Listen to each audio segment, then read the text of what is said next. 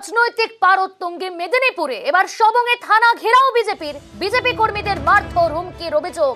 তৃণমূলের বিরুদ্ধে হামলার অভিযোগ বিজেপির। দোষীদের শাস্তির দাবিতে থানা ঘেরাও বিজেপি কর্মী সমর্থকদের।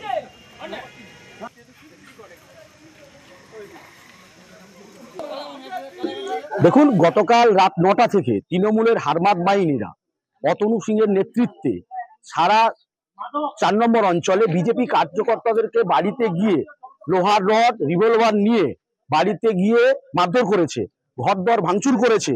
বিভিন্ন কার্যকর্তারা এখনো 14 জন হসপিটালে ভর্তি আছে।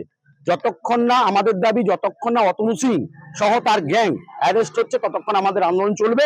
আমরা থানায় অবস্থান বিক্ষোভ করেছি যে অতনু সিংকে অ্যারেস্ট না করা পর্যন্ত আমাদের এই আন্দোলন চলতে থাকবে। পাল্টা তৃণমূল কংগ্রেসের তরফ থেকে দাবি করা হচ্ছে বিজেপির গোষ্ঠীদ্বন্দ্ব। এখন নিজেরা গন্ডগোল করছে, নিজেরা মারপিট করছে। কালকে রাত্রে পেশেন্টকে মেদিনীপুর থেকে কলকাতা রেফার করেছে। এরপর নাটক করার আর জায়গা পায়নি। মানে নিজেদের পায়ের তলার মাটি যখন সরে গেছে, অস্তিত্ব যখন বিলুপ্তের পথে, তখন সংবাদ মাধ্যমে নিজেদের একটু জায়গা করে নেওয়ার জন্য এই নাটক থানায় করতে এসেছিল। 10 মিনিট ছিল 30 জন, এখন শুনছি তারা আবার চলেও গেছে। এইসব নাটক টাটক বন্ধ করে ওদেরকে বলুন যে দলটা ভালো করে কর, মানুষের সেবা কর।